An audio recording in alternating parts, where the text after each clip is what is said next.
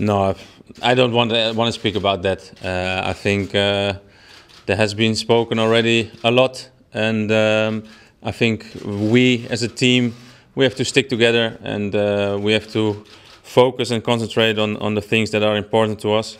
We've got some great challenges ahead and some targets we want to achieve, and I think that's just spilled energy, and we stick together as a team. What I heard, he's a great talent. He's very young, so I have to be very honest, and I haven't seen him play.